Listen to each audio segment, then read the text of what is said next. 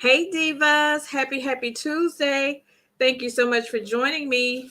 Before I go any further, please put a one in the chat. Let me know if you can hear me before I start running my mouth. You know how I do. Happy Tuesday. How y'all doing?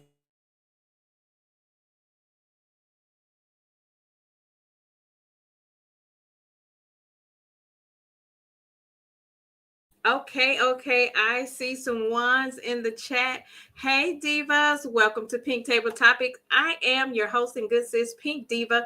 Thank you so much for joining me. As you're pulling your seat up to the table, please don't forget to hit the like button for me. Feel free to drop down and leave a comment and also engage in the topic. And turn your bell notifications on so that you'll be notified each and every time I drop a new topic. And as you know, our mission is to create a safe space for women to gather as a community, engage in healthy dialogue regarding real life issues that we as women deal with on a daily basis, but most importantly, to foster the true meaning of sisterhood.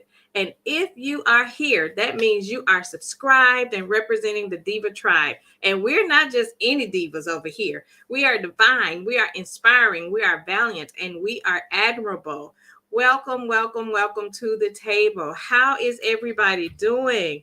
You know, I have to be courteous when you come into my house. Let me scroll up so that I can say my hellos to everybody. And before I get into that, our motivational quote of the day is let God be God. That's it. That's all. Let God be God. How are you doing? Oh my goodness, I feel like I have not been here in a minute. It's been a couple weeks and I am so sorry. I do apologize. It's been the end of the month and the end of the quarter for me at work, and it has been extremely busy. Last week I pulled doubles every day, and I work from home, but I pulled doubles every day last week. I am beat. You hear me? I was telling my sis when she and I talked, I told her, I said, girl, they got their money's worth out of me. Last week, they got every dime out of me. Do you hear me? So, oh my goodness, super busy. So last week was super busy. So I apologize for not being able to show up. I don't want to cheat you all out of, not showing up for you all. So I apologize and thank you all for being patient. Thank you all for still showing up. I appreciate you because there wouldn't be any Pink Table Topics without each and every one of you that are subscribed. And I really appreciate it. Please hit the like button as you're coming in. To my sis and my other sister from another Mr. Chit Chat with QT, Teresa. Hey, Diva. Thank you all so much for modding for me. I appreciate it. If you are listening in, please make sure just drop down and hit the like button for me. I really would appreciate it. I really would appreciate it. I am on the road to 1,000 subscribers. So I really would appreciate it if you would share the video, invite your girlfriends, your daughters, or whomever over to Pink Table Topics. Have them subscribe. We talk about some good topics. We have some good topics over here. So I appreciate each and every one of you for being here. So let me scroll up and say some hellos. Hey, Linda Gamble. Thanks so much for joining, sis. I appreciate you for being here. Teresa, my sis Chit Chat is here. Thanks for modding for me, ladies. You know I love you. I appreciate both of you. Thank you. Hey, Mama V. Thanks for joining. Hey, CC. Thank you so much for joining, sis. I appreciate you for being here. How y'all doing? Hey, Brittany Janae. Hey, Diva. MLC Capricorn is in the house. Hey, thanks so much for joining. How y'all doing? Did you have a good weekend? It is Tuesday. It is almost Wednesday. It is almost hump day. And for whatever reason, it felt like it was Wednesday today. Oh my goodness, I'm trying to rush the week, but nonetheless, we are here. Before we get into our topic, I had a very busy weekend this past Saturday. Very busy weekend. Oh my goodness. So Saturday morning, my Divas group, we actually volunteered at the guest house here, which is a local shelter. We actually prepped and served breakfast for the tenants at the guest house. And it was an early start. So I was up and at them at 6 a.m. on Saturday morning. So I was there until probably about 9:45.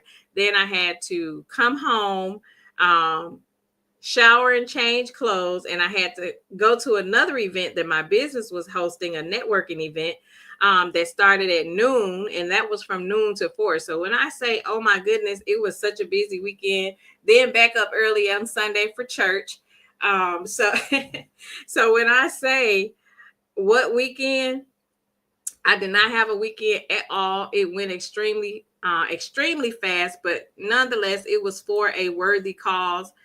Don't regret it at all. It was absolutely amazing. That is something that I really, really do enjoy doing, and that is giving back to the community. So it was an amazing time. We had an amazing turnout. We actually served 86 tenants. Excuse me. So we had to prep and serve food for 86 tenants, which was absolutely amazing. Absolutely amazing. So that was this past Saturday, and this coming Saturday, no, next Saturday, we'll also be volunteering at the Walk Now to raise awareness for lupus. So that's next Saturday. So the weather is warming up. So now we're back outside participating in a lot of the, excuse me, I don't know why I have a tickle in my throat. And we've been having some nice weather the last couple of days. But the weather is getting nicer, so now we'll be outside participating in a lot of the upcoming awareness events that'll be going on here in my city. So that's what we're doing. That's what we're doing. Hey, Betty, thanks for joining, sis. I appreciate you for being here. Oh my goodness, I am sipping on some sweet tea. I am a Southern girl, and I love me some sweet tea. Do you hear me? I love sweet tea. But I am not going to hold you all long. We're going to get ready and start talking about our topic, which is one we're all very familiar with for sure. Tonight we're going to be talking. I know you've seen on the thumbnail. Hold on one second. I'm not going to be paying attention to the chat right now. So if you come in, please make sure you hit the like button for me. And hello to everybody that is coming in. I may miss you in the chat, but my mods are there. So thank you again for being here. But we're going to be talking about when bullying goes wrong. Should parents be held responsible for bullying? Should parents be held responsible? Teresa says she's drinking raspberry tea. Oh, that sounds good. I've not had raspberry tea. That sounds really, really good. I love me some sweet tea. I am a sweet tea drinker. So I love me some sweet tea. But I need to try that raspberry tea. I've never had raspberry tea, but it sounds amazing. But we're going to be talking about bullying. I want to talk about everything that's going on in regards to bullying. Tonight's discussion is one that is a worldwide epidemic, and it seems to be getting more and more out of hand. When it comes to bullying, we're going to talk about ways that we can possibly combat bullying, and if you think the parents should be responsible when bullying is involved. I know we've all heard, we've all been hearing the news of the Carmelo Anthony story that fatally unalived another student at the track meet. And allegedly there was some talk stating that bullying was involved. And unfortunately, we're hearing more and more stories such as this. Some just aren't being publicized. But I want to just talk about, in the elementary school level, more so in the young kids that are in elementary, middle school, those aged students when it comes to bullying. And specifically, I want to talk about a situation. My daughter, one of her girlfriends has a daughter that's in, I want to say fourth grade, in anywhere between fourth through sixth grade, I want to say. But she's currently dealing with a bullying situation from a classmate. And I know a lot of times when these things are reported on the school level, The parents try to be proactive when the kid, of course, our kids, if your kids are anything like mine were, as soon as they get off the bus and get in the house, they are telling me about their day and the things that happen at school, what this one said, what the teacher did, and all of that stuff. But when it comes to kids who are, middle school, not even middle school, really is starting as early as elementary school. So when they're that elementary, like K-5 and all the way to like sixth grade when it comes to bullying. So I think her daughter is like fifth or sixth grade. But she's had this issue with this same student for a couple years now. And she has basically exhausted her measures when it comes to, following the proper steps to make sure she is making the school aware of what's going on. Her daughter is a pretty little girl, extremely long hair. She's a very quiet little girl. She doesn't bother anybody. And I know a lot of times we'll say what our kids won't do. And, people will say, well, you just saying that because it's your kid. But, we know our kids. We know our kids. We know their behaviors. We know what they do because we know how they act at home. And as a parent, you can tell, when your kid is lying and when your kid is telling the truth. That's just how it is. But anyway, so her daughter has complained for quite a while about this classmate bullying her and always bothering her. I don't care what it is, for whatever reason, out of all the students that's in the classroom, so the situation with this student, so it's a little boy, but the parent is allowing the little boy to transition to a little girl. So whatever that's caused, they're in like fifth, sixth grade, but the kid is going through this transition stage from he's actually a boy, but the parent sends him to school dressed like a little girl, and he's going through like this whole transition, and they're going through the process of changing his name and trying to have everybody start to call him this girl name instead of, what the kids are accustomed to calling him as a little boy. Nonetheless, this is the student that is bullying her daughter. And she has complained to the school board. She went through all the proper channels of command. She talked to the teacher.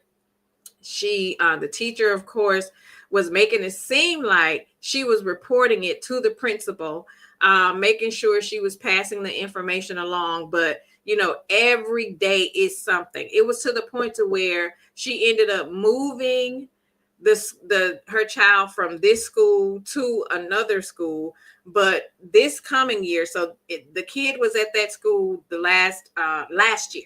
So she ended up moving the school, but somehow she had to transfer back to this school. And somehow this kid, coming into the new year this year, this kid goes in her class again. So her mom went to the school and was like, hey, can I just suggest that you do not put her in the class with this student? Because this is the same student that we've had problems out of last year and the year before. And I don't want to have to go through that again this year. And, they said that they wouldn't put them in the same class. But of course, because to me, I think race has something to do with it. And because this is a student that is going through this whole transitioning process, they tend to treat those cases with care, I would say. They're very funny about how they address situations like that out of fear of what the parent may, say that you are, showing favoritism or that kind of stuff. Anyway, so she went to the teacher, found out that the teacher hadn't even went to the principal, because the little girl came home crying again, saying, that the boy hit her. So what happened was the little boy hit her and she retaliated. So she struck back this time, which the little girl never struck back before. She would just tell her mom, or she would tell the teacher, and the teacher wouldn't do anything. And the mom was constantly going to the school, and the teacher would table it and say, you know what, I'm going to have a talk with the student. The next time I'm going to have us talk with the parent. So she was like, okay, obviously nothing is being done. Maybe we should have a conference with myself, the kids, and the parent. Let us all sit together. And the teacher was like, well, I don't think that's a good idea. So she ended up going to the principal. She went above the teacher's head and went to the principal. Come to find out, the principal did not have excuse me, the principal did not have any recollection of anything that had been transpired.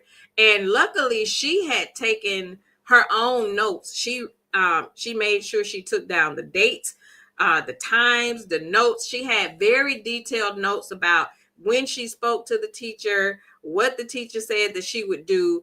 Again, so she had to make sure that she was keeping her own notes and making sure that if this came up again, she would know that, on this day I talked to Miss such and such, and this is what she said. But anyway, come to find out, the teacher had not reported the bullying situation to the principal. So the principal at that point said that I'm going to have a talk with the teacher so that we can kind of see what's going on. So she said, but in the meantime, what should I do? Because now to the point to where, my daughter didn't want to go to school. And she said, I'm the type of person. So what happened was, it was so sad what happened with her little girl. She said that she noticed that her personality had started to change. She noticed that, when she would get from school, like she wouldn't talk like she would normally do when she's in the car, because her mom is a work from home. So she picked the girls up, and she said, I just started noticing that her demeanor had changed. She wasn't the lively and vibrant kid that she was, than she always had been. And she said, so I just, started asking her questions like, how was school? Did you have a good day in school? And she just kept saying, I didn't want to talk about it. And she was like, well, why don't you want to talk about it? And she said she don't want to talk about it. So she went home. On that particular day, she was cooking dinner, and the little girl was in her room. And she went into her room, and she saw that the little girl had went into the bathroom to take a shower. But she went back. The mom went into her bedroom and saw that there was a note laying on her pillow. And on the pillow was a little note from the little girl, talking about how she didn't want to go to school anymore, but she had something to tell her, but she didn't want her to be mad at her. And at the end of the letter, she said, I don't want to be here anymore.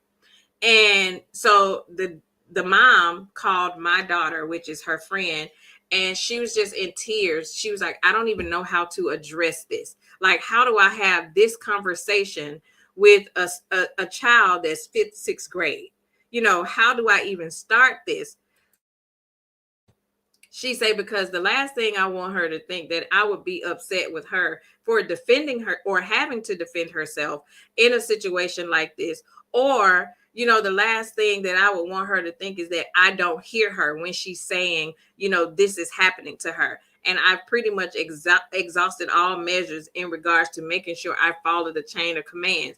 And, and she was one of those parents who would tell her child, like, okay, if somebody do something to you, tell the teacher and let the teacher handle it or what have you. But at this point, I had to have a conversation, and I told my daughter, I say, no, you tell her if he hit her again, you lay his arse out. You hear me? Like, we teach our kids, like, don't hit. And my parents taught me that when I was growing up. Don't you mess with nobody, but you better not let nobody mess with you. So that meant if somebody hit you, you better hit them back, because if the teacher called me and say somebody hit you, my first question is, well, did you hit them back? And, that's just how we were raised. We were raised, don't start nothing, but don't take nothing. You defend yourself by all means necessary. So anyway, she ended up having to talk to the principal. But what she couldn't understand is they never wanted to have a meeting between the parents, like her and her husband and, the boys' parents. They never wanted to have like a mediation between the two. They kept wanting to say, well, we'll talk to him. We'll talk to him. I said, well, you know what? At this point, you got to start teaching her how to fight back, because apparently the school isn't doing anything. And that's what's so sad about it is, we tell our kids, we send our kids to school to learn. We don't send our kids to school to have to defend themselves against other kids who want to bully and be disruptive for whatever reason, whatever that's going on with these particular children as to why they feel the need to come to school and want to bully other people's kids. And the fact that, if I'm addressing it with the kids, and this is why things get out of hand, because, the school will say, yes, make sure you report it to the school, report it to the teacher, follow the chain of commands. We do all of that ish, and you still don't do anything about it, which is why we're hearing so many stories about, kids running into these schools and unaliving people, and unfortunately, sometimes innocent people are being harmed. But because, people come to school, who wants to get up every morning and come to school and be bullied? Like, I can't even learn because for whatever reason, I don't even know this person. This person bothers me every day. This person always has something negative to say. This person and their little cheerleaders that sit over and, kiki and think it's funny, but what do we do at this point if, I did what I was told to do was bring it to the teacher's attention. Clearly, the teachers aren't doing nothing because half of these kids, the teachers be scared of, so they won't address them, and they just let these kids come in and run amok in the classroom. They have no control. But then when situations happen, when it becomes a violent situation or something unaliving happen, it goes to, well, did you tell? Did you bring it to the teacher's attention? If I've exhausted my measures and I've climbed the ladder of, if I, went up the ladder and who I should speak to next and nothing is being done, then what? Because, I told my kids back in the day, like, listen, don't bother nobody and don't let anybody bother you. You keep your hands to yourself, but you also defend yourself by all means necessary. And I was one of them parents that be like, because I'll pull up on a kid. You're not going to mess with mine, and I'll be ready for their mama. That's just me. So when it comes to situations like this, that's why I wanted to know, like, when it's situations like this, should parents be held accountable? Because this is learned behavior for me. Ain't no regular kid just getting up, coming to school and just want to bully and just want to, can you imagine how uncomfortable that is, for a kid to just, especially when it's a kid that really loves school, but I can't really enjoy school because every time I get there, I got to worry about whoever this person is constantly bothering me every day, all day, for whatever the case may be. Like, it's not cute. And, and a lot of times people always, and especially with this situation, the teacher kind of wanted to belittle the situation and make it seem like it wasn't as big as it was. Well, he just likes to play, or, guess what? Everybody don't want to be bothered. Just because you like your kids doing all that to you, everybody else don't want to have to deal with that from your kid. Like, tell your kids to keep their hands to themselves. Like, tell your kids to mind their business. That's what I don't like about the situation. Hey, Aunt Debbie. Hey, LaDawn. Thanks for joining. Hey, Bridget. I appreciate you ladies for being here. So what do you all think? To those of you that's in the chat, do you think that parents should be held accountable when we're going through a situation like this? Teresa says, that's what my parents taught us, and that's what I told my boys. Absolutely. Bridget J says, this story is so sad. I got bullied at school as a kid. Oh, I'm so sorry to hear that, sis. I'm so sorry. When I was in high school, there was this boy that would bother me when I say this boy would bother me all the time. And I remember my coach would tell me, he was like, oh, he just does that because he likes you. Okay, well, how about you express your liking for me in another way instead of always he would grab me by my arm and he would twist my arm behind my back. And, it was just, he was being playful, but it was bothersome. And he did it every single day. And, and back then teachers didn't even, they made light of the situation. They wouldn't really look at it as bullying. But if a person says no, and if a person expresses that I don't want to be bothered, what's so wrong about not wanting to be bothered? Bridget J says, no, they never sit both parents down at the same time. And that's what's crazy. That's what's crazy. Because I should be able to have a conversation with you and talk to you about your kid and what your kid is doing to my kid. Like, either we gonna have a conversation through the school, or I'm gonna pull up. That's just how I'm rolling up. Sis said, I would homeschool my child, especially after she says she wants to hurt herself. That's actually what she's in the process of doing now, is homeschooling her. And a lot of people I've been hearing is talking about homeschooling for this reason. And I don't understand why the schools don't see that, this really is an issue. And then when something happens at the school, now all of a sudden everybody's surprised. Now you want to act like, it hasn't been reported that this kid has been being disruptive and bullying people, for half of the semester. Now we want to turn a blind eye and act like we don't know what's going on. Teresa says, my niece was bullied too. My sister told the girl and her mama either stop it or she was going to swoop both of them. Listen, Tam up. You hear me? Look at sis. She says she on the treadmill. Get it in, sis. Get it in.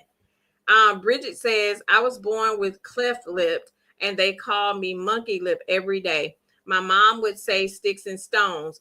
Damn, all the words do hurt. Words do hurt. Words do hurt. We were taught that a long time ago when we were growing up, that sticks and stones may break my bones, but words will never hurt. But absolutely they do hurt, because one thing you can't ever take back is what you say to a person, because once you've said it, there's no taking it back. There's no taking it back. Teresa says, right. Back in the day, they used to say they're bullying you because they like you. Please, right.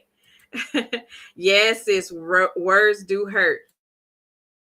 Words really do hurt. But she ended up having a conversation with her.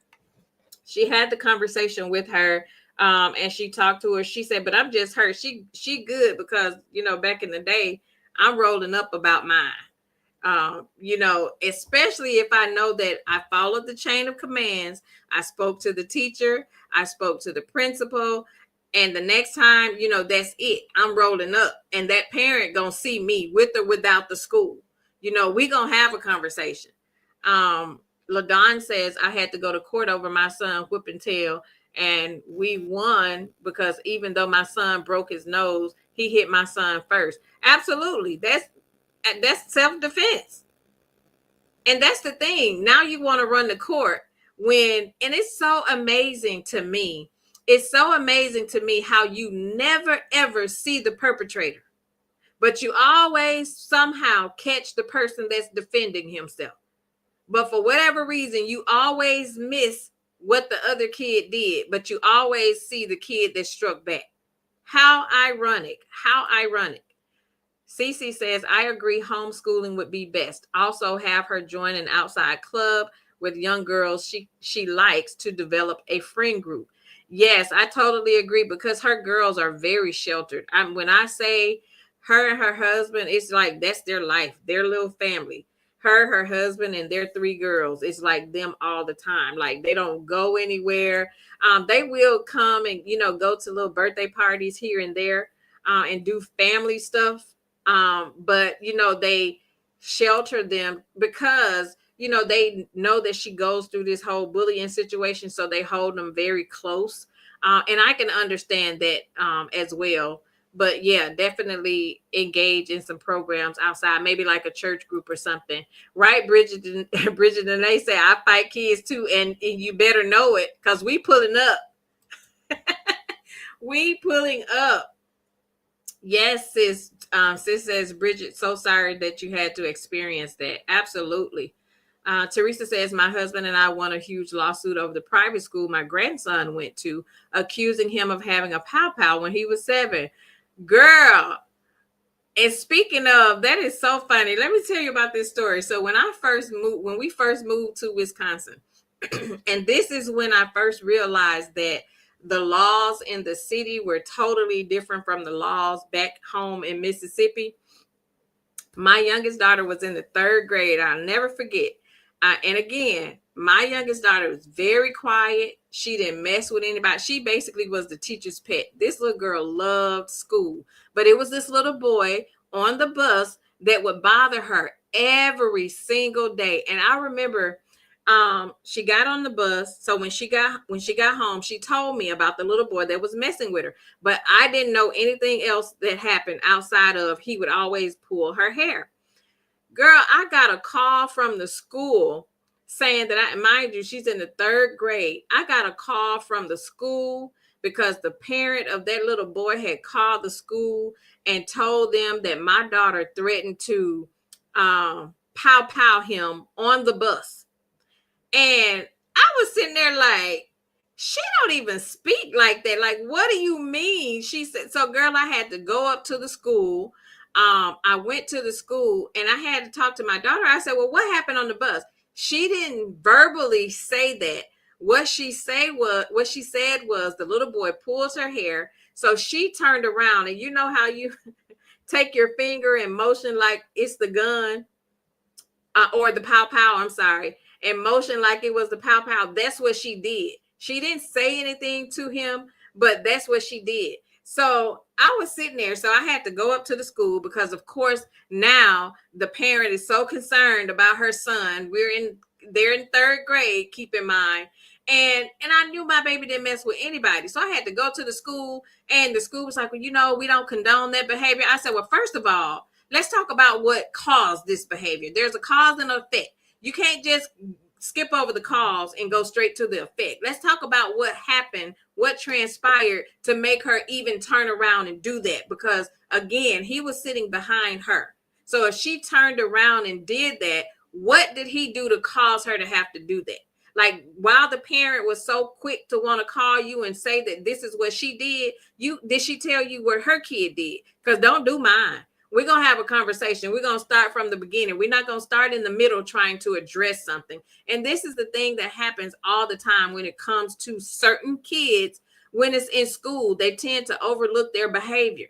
They always want to overlook the aggressor, but they always want to call out the kid that is clearly defending themselves. It's so ironic that, you want to make light of it. Oh, it's not a big deal. Oh, he's just playing around, or he's just goofing around. Kids will be kids. And that's the problem. We can't just always look at things as kids will be kids, because kids really are unaliving kids these days. And I think it starts at home, having a conversation. What's so hard about you sitting your kid down and saying, don't mess with nobody. Don't bother people. If it's something that you want or something that you need, talk to the teacher or what have you. Because in the same breath, I'm telling mine don't bother nobody, but I'm also telling mine that you have every right to defend yourself by all means necessary. You don't allow anybody to do anything. And how many times can you just imagine just sitting there minding your business, and you constantly always got somebody that's going to seek you out every single day, that's disrupting what you have going on. You minding your business. You can be the quiet one in school. Why can't I just be quiet? Why you got to just come disrupting my peace? Why is it why does it have to be something something in me that irritates you so much that you got to come and disrupt my peace? Like, you can act like I'm not here the same way I'm acting like you're not here. Like, why? It has to be. Do y'all think this is something that's like a learned behavior? Do you think this is something that kids are witnessing at home, in their own homes? Do you feel like bullying is happening because kids may lack something? I'm just really trying to understand. And it's not new. Bullying has been going on since, my days of being in school. So but it just seems to be more enhanced today.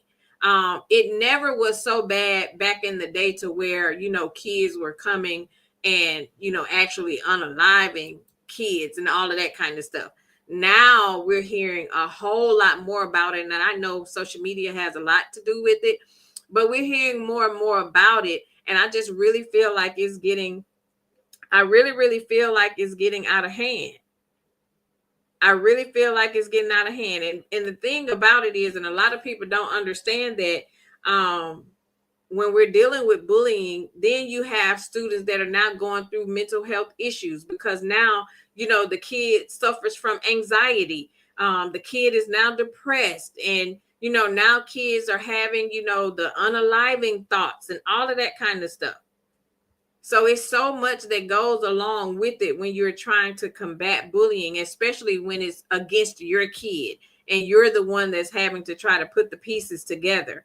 Cece says, my daughter was very shy. She wasn't bullied though. I put her in the Girl Scouts. She's in grad school, and two of her grad school sisters are still her best friends. They grew up together. Aw, good for her. Good for her. Teresa says, my grandson wasn't bullied, but a little clear boy wanted attention and lied on my grandson. We didn't even buy him water blasters. I know that's right. And it's so unfortunate that you can't even buy him the little water blasters these days that even replicate pow pows. Mama V says, 7th grade, these boys would follow me and my friend out of the school and pick on us. I told my 4 brothers, and they had us to do our regular routine. When the boys started, they took care. I know that's right. Pull up. Pull up. Teresa said, well, Liberty County Board of Education in the state of Georgia didn't know who they were messing with, period. I know that's right. Teresa also says cyber bullying is as worse as them standing around the corner in school waiting. Yes, cyber bullying is another thing that I've been seeing a lot of. Yes, it is. Now I'm going to read some statistics on combating, talking about is why combating bullying is crucial. Again, like I said, for mental health reasons, the victims may suffer anxiety, depression, low self-esteem, or even unaliving thoughts. Their academic performance will suffer. Students that are suffering from bullying often struggle with focus, attendance, and achievement. And this is definitely something that you can pay attention to, because this is something that can help us. For those of you who have small children or grandchildren or nieces and nephews that are in school, these are some signs that you can actually pay attention to. And most importantly, talk to your kids. Have conversations with them. And I used to tell my daughter all the time, she was like a little motor mouth. Girl, wasn't nothing getting by her. Soon as she got in that car, she was filling me in on everything. She didn't let nothing slip by. Mama, this happened, this person said, and I'd be like, who said what? I was one of those parents that were very active. I participated in the teacher parent days. I participated when they had events at the school. Like the school, they knew me. The teachers, the principals, they all knew me. And they knew I would pull up because, for one thing, like I was saying earlier, we know our kids. I knew my kids didn't bother folks. I knew my kids just wasn't into that kind of stuff. I dropped my kids off at school. I picked them up. They didn't hang around outside of school. They didn't hang around with a bunch of people from school. They hung around with their friends from church. So I knew my kids weren't in a lot of mess. And I knew my kids. I knew when they were lying. And my question would always be to them, did you do this or did you not do it before I go up here and act a fool? And they knew I was coming, but I wanted to get it clear before I went up there and be made looking like a dummy and go up there and trying to go off on these folks at this school only to come and find out that they actually did what they were saying they did. So they knew I was going to pull up. I was that mama. Brittany Janae says, I remember when I was bullied in the 8th grade, my mom came up to the school and saw the girl who bullied and said, it's always the ugliest girl. Brittany, let me tell you something. I remember when my youngest daughter was in school, I remember we were at church one Sunday. And now my house was the house that all the kids wanted to spend the night. So my girls would always have their friends come over and spend the night. It was this one little girl in particular. She and my daughter were close because the little girl had spent the night at my house so many times. And she was one of them ones when you tell the parents, okay, they got to be picked up Sunday at noon. The mama ain't nowhere to be found. Listen, She never would even get out of the car and come in and meet me. She dropped that little girl off and she would hit it. You hear me? I'm sitting there like she don't want to know who stay in the house, like who's here and who's gonna have her daughter all weekend. Uh, she was one of them. But anyway, the little girl had been at my house on many occasions, many occasions. And you know how little girls do when we're in school. We have little friends in school. We may fall out this week, and one of us ain't talking to the next one, and vice versa. Then next week we ain't talking to this one. And you know, little kids do that. And so they were having one of those moments. But anyway, the little girl, and mind you, I told you my daughter was one that loved school. She would cry when it was spring break and stuff, and they couldn't even go to school. She was one of them that loved to be at school. And I remember when she got in the car and she told me, it was a Friday. I picked her up from school on that Friday. And when she got in the car, she said, Mama, I don't want to go to school on Monday. And I looked at her. I said, what do you mean you don't want to go to school on Monday? And she was like, well, I don't want to go to school. I knew then, because this is why I say we know our kids. I knew then that something was up. I said, okay, we'll talk about it when I get home. So I remember when we got home, and I said, okay, so why do you not want to go to school? I said, you never said that you didn't want to go to school. I said, don't you love school? She said, yeah, but I don't want to go on Monday. I said, well, why don't you want? I said, well, what's going on Monday that you don't want to go to school? So come to find out, the little girl and some more little girls then told her when she get to school on Monday that they had something for her when she get to school on Monday. And I say, you're going to school. You're going to school on Monday. And I said, well, which little girl is it? So she was telling me about who the little girl is. So come Sunday, we sitting up in church. And the little girl sent my daughter a text message. And they were in middle school at this time. I want to say they were like 6th or 7th grade, I want to say. And sent her a text message saying, you better not come to school on Monday. I got something for you. So she was texting her that because she was at the house at another one of the little girls that they were friends with. And I say, well, who said, and she showed me the message. I said, who is this? And she said, well, that's, she called the little girl's name. I forgot that little girl, Keosha. It was something. And she called the little girl's name. I said, well, ask her where she at. And so she told me, she was like, well, she's at such and such house. I said, okay, we about to pull up. We at church, mind you, because what you're not going to do is text mine and tell her what she better not do on Monday coming to school. So we happened to, so we left, we got in that car. I put my daughter in that car. We left church and I ended up pulling up. I didn't see her at the other little girl's house, but they were at the park up at the street. And I pulled up. They were sitting on the little park bench. I said, you let me tell you something. I said, don't you ever fix it in little hands to text my daughter and tell her what she better not do. I said, she's coming to school and I'm coming with her. I said, your best bet is to tell your mama to come with you because we pulling up. I said, do you not understand? I said, and what is your problem? I said, because you the same little girl that's done spent the night at my house, done peed in my daughter's bed on several occasions. I said, we fed you. We treated you well when you were there. And you got the audacity to feel like you can sit and send threatening messages to her over her phone. Like, and she's been nothing but nice to you. Like when I say this girl was at our house more than she was at her own mama's house. And girl, I pulled up to that school on Monday morning. I said, I want to see the principal. They was like, no, he's in a meeting. I said, I'll wait. I got all day.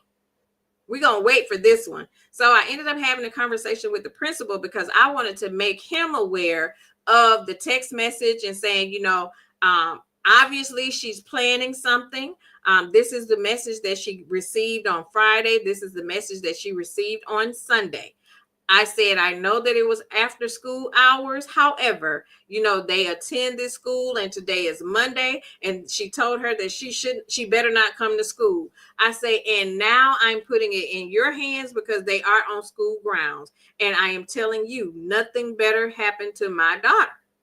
And I say, so if you want to bring her in here, if you want to call her mom, I have all day. We'll wait. And he was like, well, we don't condone this kind of behavior.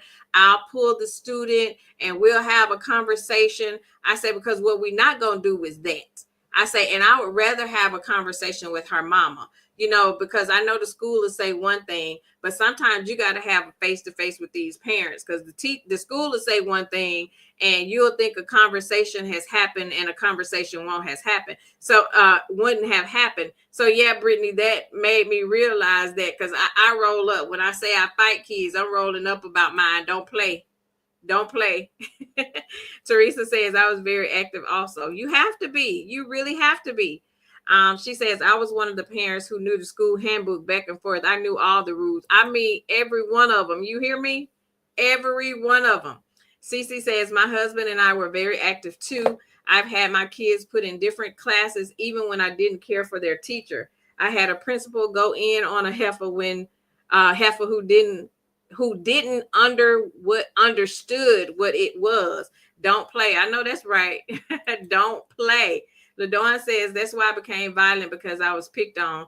I just started fighting all the time and stayed in trouble. I was a fighter in high school too, LaDawn, but only when somebody messed with me. Like, see, I ain't do too much talking. I didn't do all that talking, because what we talking for? We ain't doing all that back and forth. I was a fighter too, LaDawn. Bridget J says, shaking my head, the mama didn't want to be bothered with her own child. Girl, you would be surprised at how some of these parents just drop their kids off. And I didn't believe in my kids just spending the night with any and everybody. So my house would be the house that they could come and spend the night. But I would always be like, you know, at least come to the door. You know, you don't know if I'm a single parent that has a live-in boyfriend, and you know, you should want to come in and ask those questions. You need to know, like, is it a brother there? Is it an uncle? You need to know who your kids, especially your girls, boys too, but especially girls. You want to make sure who's going to be in the house, and you just roll over and, you know, just drop them off. Girl, burning rubber getting out the driveway. She wanted to make sure I didn't change my mind. Girl, a whole mess. Teresa says, tell her we don't have to wait until Monday. Let's meet. Girl, I pulled up. You hear me? Left the Lord's house and went and was ready.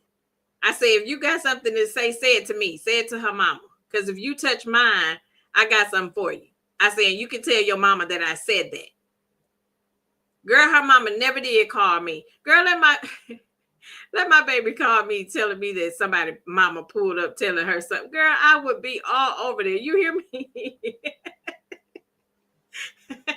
I don't play about them kids. Teresa says, I would have liked to be a fly on the wall when you put, girl, I pulled up. You hear me? I pulled all the way up. You're not playing with mine. Right, Brittany? Brittany said, Mama Bear in active mode. Activate. Hey, Keisha, thanks for joining. You have to. You can't just let these folks just sit there and think they can talk to your babies any kind of way. But that also, you also have to show your kids too as well that, you know, you listen to them, and that you're not just blaming them. You know, we have conversations, we have open dialogue with each other. You know, I made my girls feel very comfortable to talk to me. Like, you can talk to me about anything. And definitely, I don't want my kid to be one that's suffering in silence and feeling like, you know, you have to go through this whole bullying situation by yourself, or the fact that you may feel like, you know, I wouldn't believe you. I would never want my kids to feel like they would tell me something and I wouldn't believe. You know, I'm going to always ask questions. I'm going to help them get down to the root of what's going on. And if that means I got to pull up, I'm going to pull up. And I fight kids, because you're not going to talk to mine any kind of way. Right, Keisha, on that arse. Right. You better know it. Bridget says, I was a cheerleading coach for middle school for 5 years, and the girls and the mamas drove me. Oh, Lord, girl, I can only imagine. I can only imagine. Teresa says, my boys know we had their back, so it was important to always be truthful. Absolutely. And that's what I told my kids. You know, I say, I'm going to always ride for you. Always ride for you. I'm going to hold you accountable, but I'm also going to make sure nobody else is bothering you. I'm going to always ride for you. I'm that parent that's going to be active for sure. And in these days, we definitely need to make sure, definitely make sure that we are being active in our kids' lives and just listening to them and asking questions and being present. Because I think a lot of times, it's so easy for, especially in some of these school environments, it's so easy for them to, just lie on these kids and put stuff on these kids when they feel like they don't have a parent that's active. Because you would not believe how many parents just really don't even show up for their kids. And they don't show up for their little performances at school. They don't show up when they are going through stuff at school, and teachers really be paying attention to that kind of stuff. They know when parents are absent and not involved with the kids' lives. And I get that, some women are single moms and don't really have, a father figure in the house, and some of them got to work 2-3 jobs and can't always, meet at the parent teacher conferences or stuff. But you should always, go introduce yourself and make sure that the teachers have a way of communicating with you so that they can know that you are active and involved in the kids' lives. Because some of these teachers are ruthless. Call CPS on some of these parents behind that go on. And I got a couple of friends drug teachers, how to treat that kid. She's, and it's so unfortunate. It's so unfortunate. Teresa says, my boys knew. Okay, I read that one. Teresa says, let me see. Teresa says, I actually as well. I requested my practice. There, Diana had Brittany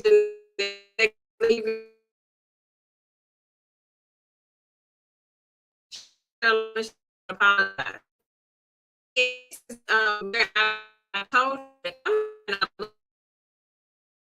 her, and it'd be so weird to me how kids just form this opinion about other kids. And, but my girls always nice hair, always but they weren't flashy or anything. Girl was just her, and the girl had our house like the night and all of that kind of stuff. I would take them to the movies. I would spend money on them just as well as I would spend money on my own girls. And and I don't know if she was maybe felt the kind of way because maybe her mom wasn't as involved in her life, or whatever the case may be. Sis just texted and said my sound is breaking up. It has to be StreamYard, because when I'm clicking on my comments to pop them up, they are very delayed. Not sure what's going on. It has to be StreamYard because it's being delayed. Right now, it seems to be working fine. So if I break up, just let me know, because it seems like there's a delay going on with StreamYard every once in a while. So let me know if that happens. But yeah, Brittany, she ended up apologizing. But like I say, the little girl, the other friend told my daughter that she was jealous of her. And it wasn't that she had anything to be jealous of outside of maybe just because her mom wasn't as active, with her and in her life. And, and that's so unfortunate that, kids feel like they can't be who they are for the sake of how another kid may view them. And that's why I was so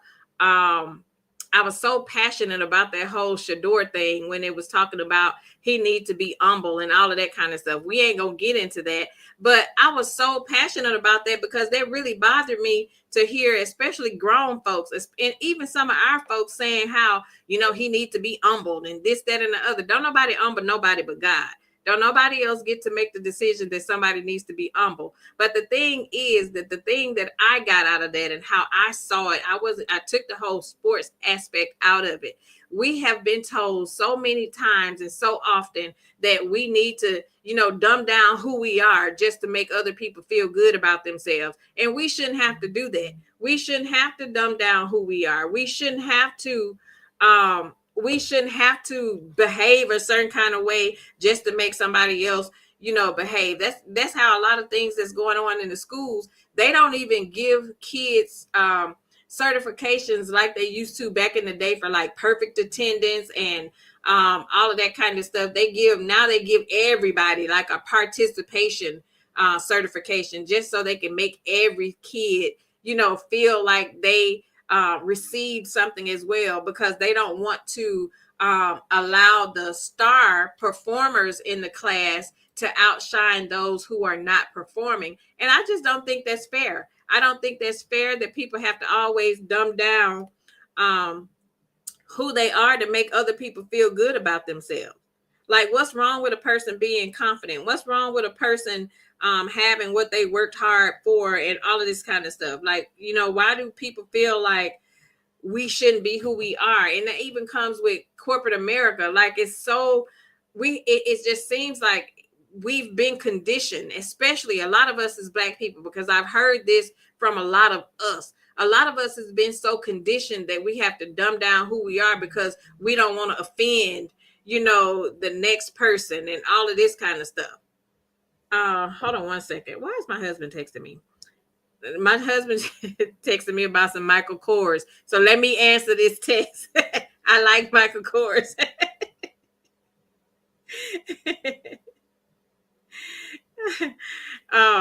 Thank you, honey. But it always seems like, society wants us to dumb down who we are. Don't say you're smart, because that may offend the person who may not be as smart as you are. Don't say you're a great athlete, because that may, make the person that is not as good as you in sports feel a certain kind of way. Why do we always have to not be who we are for the sake of other people? That's something that really bothers me. Cece says, we always told our kids we're their biggest advocates. Absolutely. Hey, Babette. Thanks for joining, sis. How are you? Right, Keisha, that is crazy. Thanks, Teresa. Can y'all hear me better now? StreamYard seems to be working now, so my comments are coming up. I couldn't see them pop up at first, and that's when you were having issues hearing me. My degree is real is here. Hey, sis. Thanks for joining. Appreciate you for being here. Yes, sis sent me a text. Hopefully you all can see me. Yes, please, if you want to send a Cash App, my Cash App is on the screen. Thank you, Teresa. I appreciate it. Bridget J, don't you go talking about no Androids. It had nothing to do with the Android. It is StreamYard. I am not even on my phone. I am on the computer. See? I am not even on my phone. Teresa said, OMG, I absolutely hate participation trophies. I do too. You know what I'm saying? Call it what it is. Babette says they also create awards to make sure their people can one up our kids. Absolutely. All the time. All the time. Teresa said, I ain't mad at you, honey. My husband would do the same. Listen, my anniversary is coming up May 14th. And I know that's what he's probably trying to do, trying to figure out what he want to get me for my anniversary gift. But I'm planning us a weekend getaway for that weekend, the weekend of our anniversary. So I know that's what he's working on.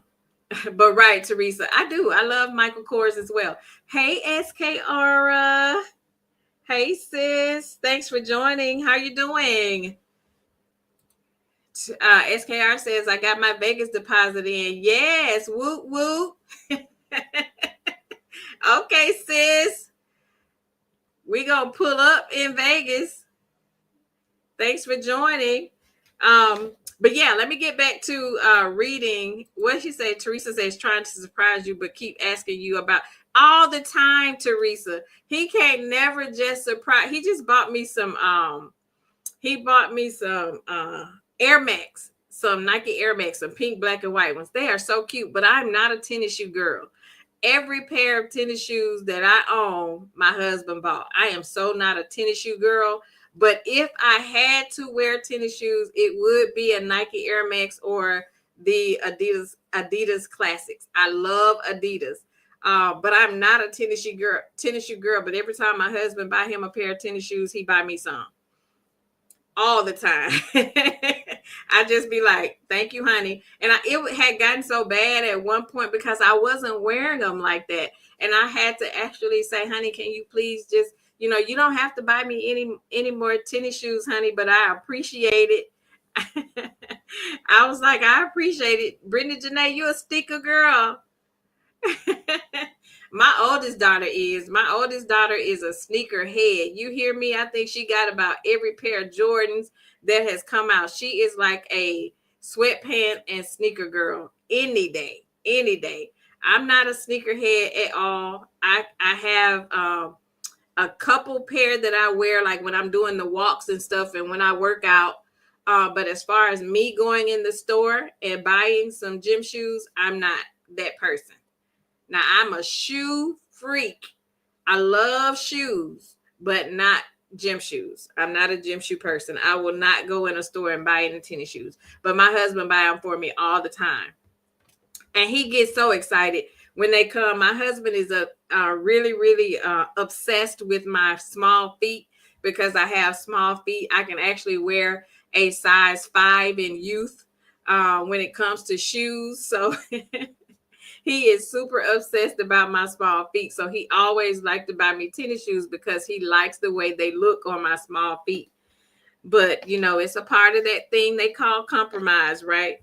Whether I really like them or not, he'll buy them. And I'm appreciative.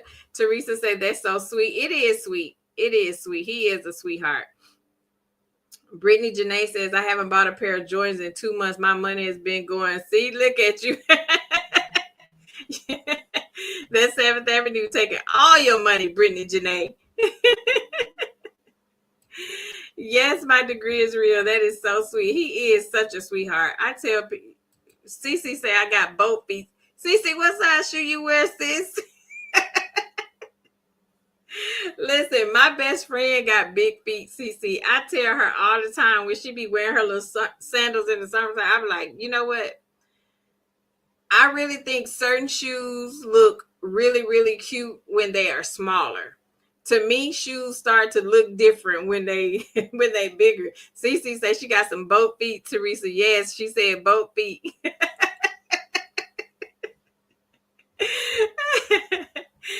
Oh, girl, that is funny. She said ladies never tell. Well, I wear a size 6.5 in women. I wear 6.5 in women. And I could wear 5 in youth shoes. So I can get some really, really cute shoes for a very cheap price because I do have small feet. That's one of the perks of having small feet. You can get some really, really cute shoes. But nonetheless, back to why combating bullying is crucial. We talked about the academic performance. We talked about long-term effects could be both bullies and victims can carry behavioral and psychological issues into their adulthood. Hey, I am Blessed Pecan Pam. Thanks for joining. I appreciate you for being here. The school environment can be an issue because it provides a culture of fear or silence, and it affects all the students and not just the ones that are targeted. The roles of the parent. Every parent should bring awareness. Parents must recognize signs of bullying, whether their child is a victim or the aggressor. And that's a question that I want to ask you all. Do you think parents know that their kids are bullies? The parents of bullies, do you think they know that their kids are bullies? Let me know in the chat. Because my opinion is, I just find it hard to believe that a parent would not know that their kid is a bully. Cece says, one time I saw a tall drag queen in a beauty supply store. I asked her where she got her big heels from. They were cute. Girl, no. Excuse me. That's why you can't hardly find no good shoes because they getting them all. LaDawn says some do, not all. Okay. That is really interesting too, because I'm just trying to understand like how, well, because I do know that, it is possible for some parents to not know because a lot of kids don't behave the same way at home as they do when they're not at home. So I can see that going both ways. Teresa says, I think the kids are more than likely bullies at home. I think so too, especially if they bullying their siblings or something at home. And to me, I think it's less parents that don't know than there are that do know for sure. Babette says, I'm good. Thanks for asking. How are you? Been running with my grandkids. My grandgirl just repeated first place throwing shot put for our county middle schools. Woo-woo. Congratulations to your grandbaby. Congratulations. Teresa says, and sometimes parents think it's cute when their kids are small and hitting everybody. Absolutely. And you know what? I do not like a bad kid. I can't stand a bad kid. I cannot stand a bad, disrespectful kid. I just really cannot. And I don't believe in that kids gonna be kid stuff, because my kids knew how to act when we went somewhere. They knew how to get somewhere and sit down when we go somewhere. They didn't come in the room and all in grown folks' business, as my grandmother would say back in the day. They knew how to act. SKR says no, they don't know because they aren't paying attention. Great point. Great point, SKR. Great point. They're not paying attention. That is so true. A lot of parents now are, spending so much time buying them these electronics and iPads and, giving them these materialistic things that can just keep them out of their faces, while they're out doing whatever they're doing and not really paying attention. Not really, building those bonds. And, these kids these days are being raised by electronics. Back in the day, we were made to have to go outside and play. Go find something to do outside. You're not about to sit in this house on a video game, watching no TV. We actually had to go outside. And if we stayed inside, my mama would make us clean up. And guess what we did? We went outside. We went outside. Hey, Gia. Gia says, I'm late. I have to replay. I hit the like button, though. Thank you so much for hitting the like button. I appreciate you. LaDon says, I seen it growing up. They act innocent in front of their parents. That's very true. That's very true. Gia says she can't either. I know that's right. LaDon says, I can't stand a fresh bad kid. I cannot stand disrespectful kids. And some of these kids today are so disrespectful. Some of the things that these kids say and do in front of their elders, girl, we would be knocked over somewhere when I was growing up. We did not disrespect our elders. We said, yes, ma'am, no, ma'am, please, thank you. We just were not, this is a different breed. This is a different breed. Teresa says, right, because they messing with them robots. Right. They can't train them kids because they over there with their robot, Teresa. My Degree is Real says, yes, parents are so much materialistic these days. They are just buying them. I was thrown aback when I seen, there was this lady that I knew had bought her 3-year-old an iPhone. What in the world does a 3-year-old need with an iPhone? And she said, well, he always messing with my phone and always like to watch games on my phone. So I bought him his own iPhone. Girl, if you don't, whatever happened to the leapfrogs and all of the little educational devices that they used to make for the kids back in the day? Since when did they get iPads and iPhones? And I mean, if that's your thing, do your kids your way. But I just never understood. Like, we were buying our kids like educational things, and if they did get a phone, it was a play phone. It was definitely not an iPhone. So yeah, it's totally different. I Am Blessed Pecan Pam says, yes, I agree. There are certain signs that some parents overlook and don't put in check beforehand. Totally agree. Totally agree. My Degree is Real also says, my niece turned off the internet today so that her daughter could go outside and play. I know that's right. Snatch that Wi-Fi. Girl, if you want to make them jump up real quick, let that Wi-Fi go out. Go hide those charger ports. Go outside. And I guess because I was raised in the country. I'm a country girl. I loved being outside. But we always found things to do outside. We were just not in the house type kids. We were made to get outside. Like I say, we were either going outside or stay inside and clean up. And who was cleaning up? We going outside. And I think that's what's wrong with a lot of the kids. They just leave them. I be sitting there, I look at some of these kids, they stay locked up in this room. One of my friends had, her son is a junior in high school, I want to say. And as many times as I've been to her house, he never comes out of the room. Her boys never come out of the room. I say, where the boys? In the room playing video games? Like, you wouldn't even know they were there. That's just how confined to their rooms they are. And I would tell my girls all the time, I didn't believe in closed doors when my girls were growing up. And I needed to know who you on the phone with, what you doing in this room. We don't close doors up in here. I went through stuff. I went through their book bags. I went through their purses. I told them anything up in this house belonged to me, so I can touch and go through anything. So if it was something that you didn't want me to see or didn't want me to know about, do not bring it in my house. I went through their phones. I went through everything. When I say I was in the business, I was in the business. And that's what I feel like is lacking. We don't have enough parents these days who are really being in the business of their kids.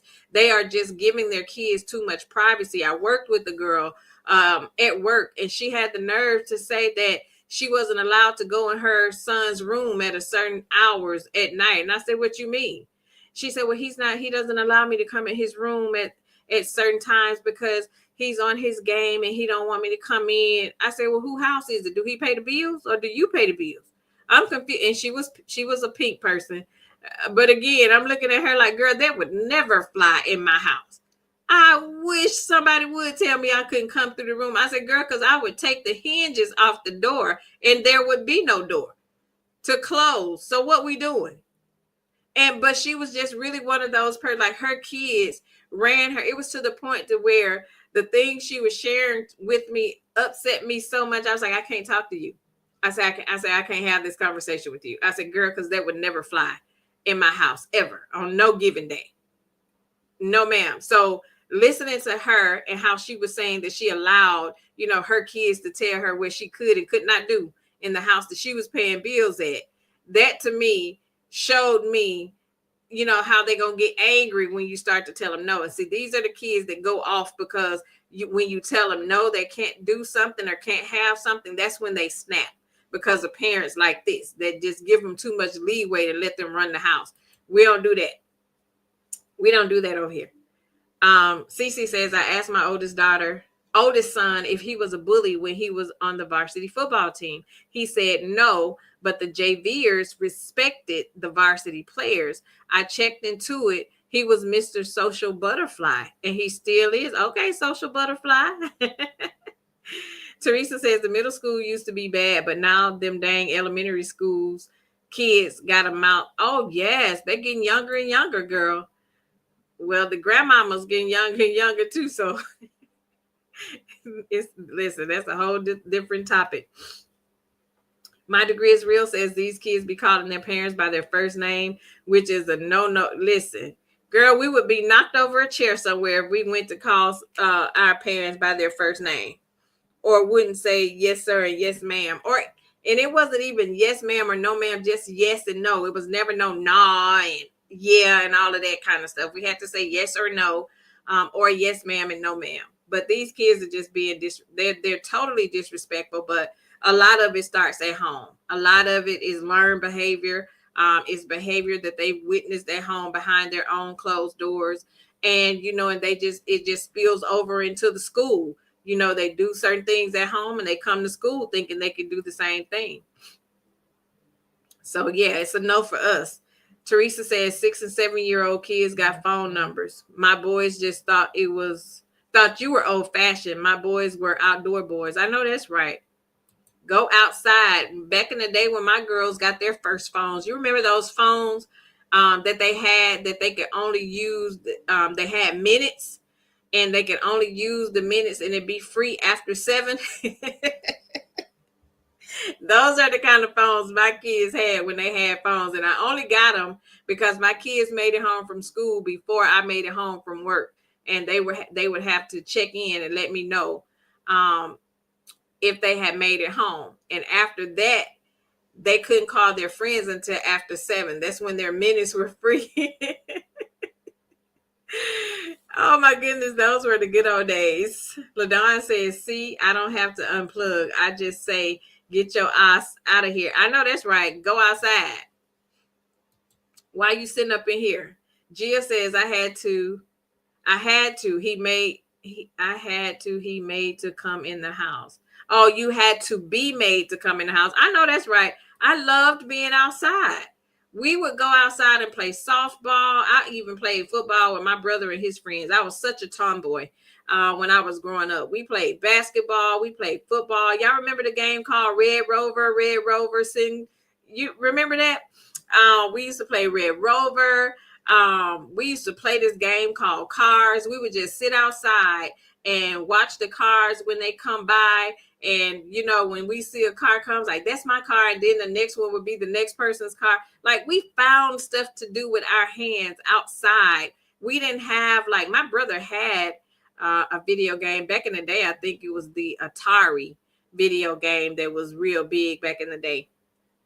So he had the video game, but they weren't really into it like that. He would play it every once in a while, but we literally were outside kids. Betty says during C19, my niece friend put herself in therapy because she couldn't handle being around her kids that much. I asked, wasn't she with them on the weekend? And she said, yes, just not 24/7. Oh, wow.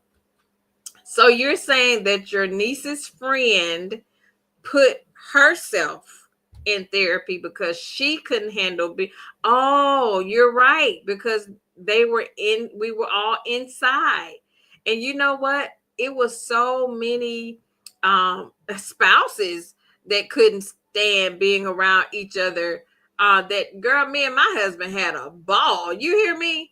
We had and I guess it matters when you actually love the person that you're with, and really, and not only love the person, but me and my husband like each other.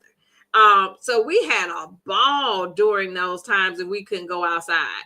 We were up in here kicking it. You hear me? But my husband was a driver and he had to go out. He still had to go out to work. But I was in the house. I worked from home. I've been working from home since COVID. I'm sorry, C19. Let me recap.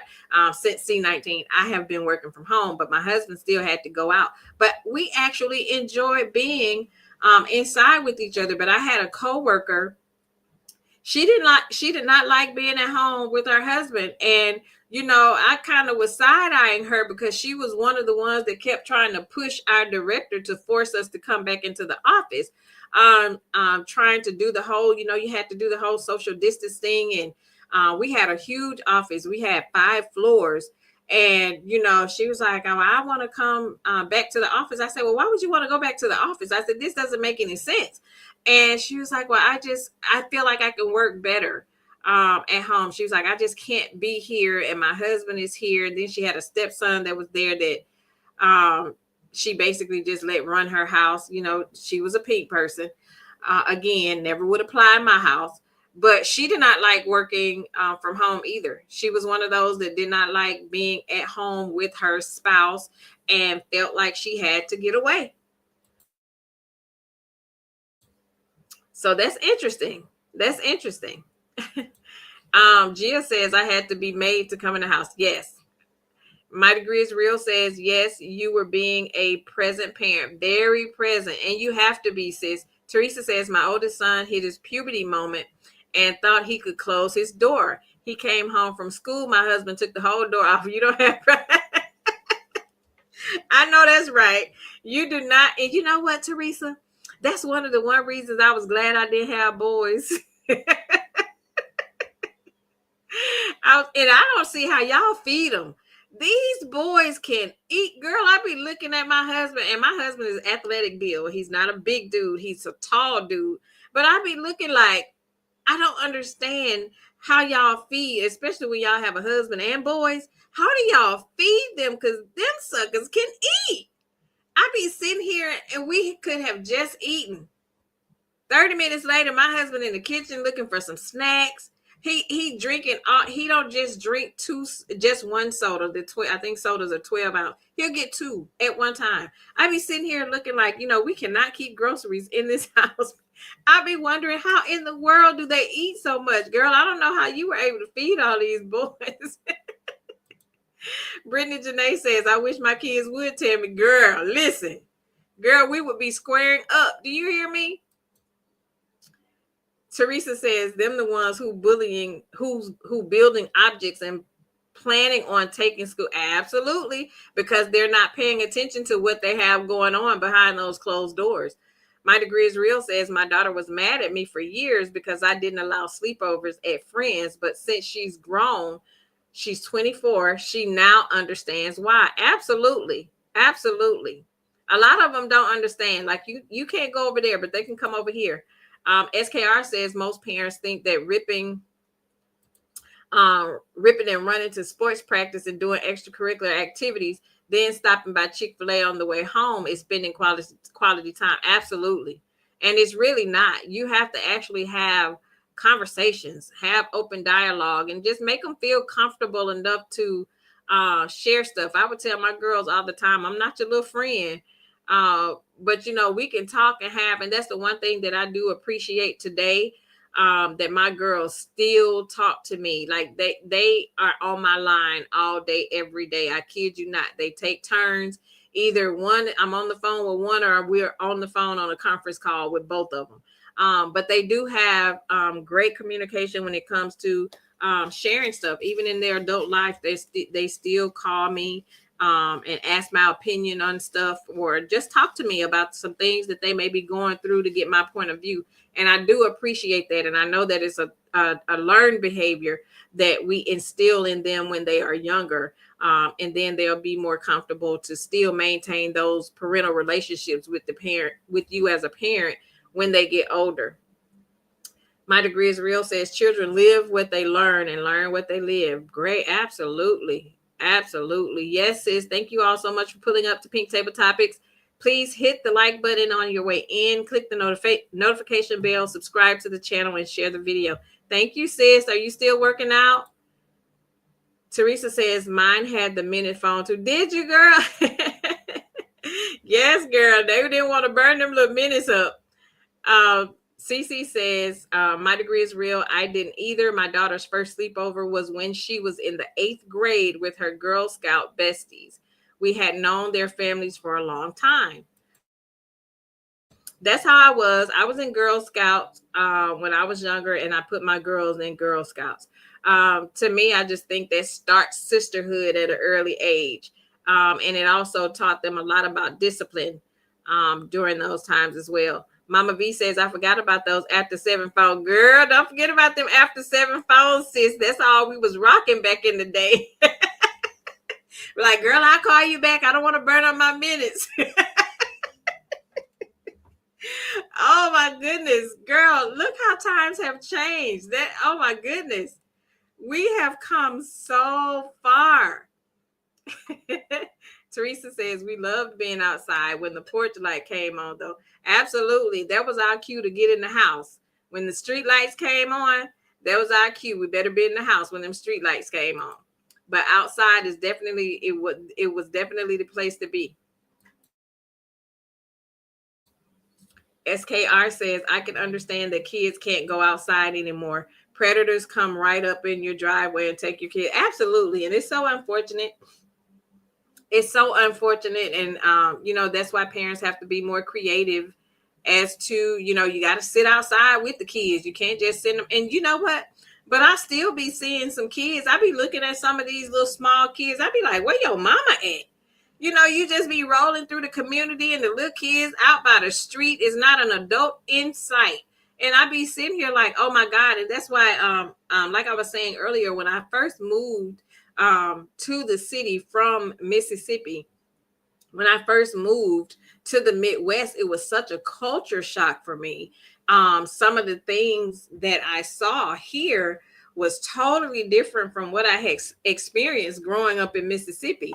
I would see some of these kids and I'd be thinking that they little kids, but I later learned that some of these kids were just small in stature, but they were really older than what they were. I would say, oh my God, where are their parents? Like, why would they be walking the street? Like, you would see kids walking the street. I was like, I would never be letting my babies cross this busy street like this by themselves. It was such a culture shock for me. But like you say, yes, times are so different.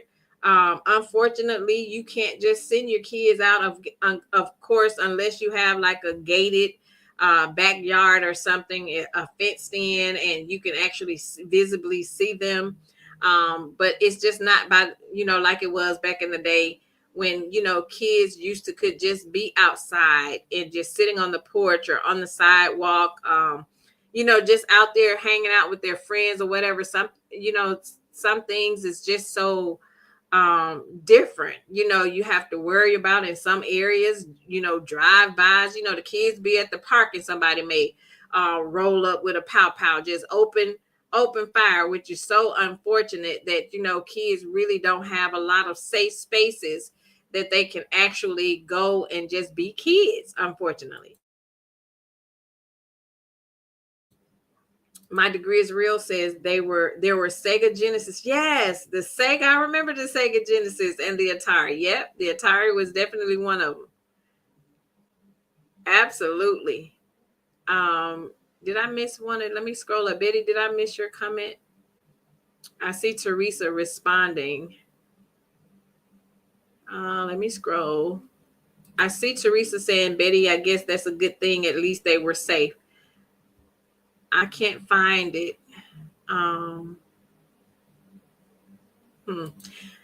SKR says, I don't get it. If a parent can't handle one child, why keep having more kids if children get on their nerve? That's true. I think that's on my list too, SKR, as one of our topics, talking about that situation with having more kids when you can't afford the one kid. But that's great. We never had the opportunity to say, I'm having a bad day. I can't take care of the kids today. We didn't have that opportunity. You go to work, you come home, you take care of them kids, you do what you had to do. We didn't get to have what they are calling now, I need a break. I need a mental health break. We didn't get a chance to do that back in the day. That's why I say a lot times have changed and it's so much that's different now. It's so much that's different. My degree is real says that coworker probably was cheating, in my opinion. Girl, her husband probably was. I just don't think that they liked each other. I really don't think that they liked each other, because when I say that girl would work 7 days a week around the clock, if she could, because I would ask her, I would come in on Mondays and she was like, oh, I came in for a few hours yesterday. I was like, on a Sunday? I said, girl, you done lost your mind. You will never catch me in here on no Saturday or Sunday. But she literally loved being at work more than she be at home. And, and that's something that I realized that, everybody didn't have a good space at home. Everybody didn't have a loving environment to where, and a lot of times work for a lot of people was their safe haven. Going to work was their escape. It was their way out of the environment that they had at home. It was unfortunate, but that was like a real thing for a lot of people. If you were following the news during that time, there were so many domestic violence cases that happened during C-19 because of this very reason, because, now the husband can't get to his side chick, and, now it's arguing and all of this stuff going on because now she went through the phone, climbing up the stairs after you done had back surgery, trying to get to the side chick. You remember? So a lot of that was going on back in the day. During that time. Sis says a lot of divorce happened when folks were locked inside. Yes, a lot of them. Hey, Sharon, thanks for joining, sis. Babette says she didn't have any peace or power at home. Exactly. She definitely didn't have any peace. But my thing is, I'll be darned if anybody is going to upset my peace in the house that I have to lay my head at. Somebody going, but not me. Not me. One of y'all gonna have to go because I'm not going to leave my home to get peace. Like, we're not doing that. SKR says, I bought 2 t-shirts, Teresa, one for me and one for Rob. Girl, you is not bringing Rob to Vegas, SKR. We're not doing Rob in Vegas. Teresa says they eat like horses when they play sports. It's rough. Oh my goodness. I can only imagine. I can only imagine. I can only imagine. Mama V says my daughter ate more than my son. What? Really? Girl, boys can eat. I be seeing my girlfriends. The majority of my girlfriends have, most of my girlfriends have boys. And I be telling them, I was like, I don't understand how y'all feed these boys because they talk about how much groceries they have to buy. And I guess it plays a lot into it because men, their metabolism seems to be a lot higher than us as women, so they eat a lot. Girl, Teresa, SKR says, Teresa, you coming to Vegas? Are you bringing your husband too? No, SKR, she's not bringing her husband. It's a girls' trip. That's why you need to leave Rob where he's at. Hey, Lisa, thanks for joining, sis. Sis says, no, ma'am, just finished my hour. Okay. Get it in, sis. CC says they do eat like horses. I had one in football, wrestling, track, and the other swimming, crew, and track. Oh my goodness. Right, Teresa. It's a cutie crew trip.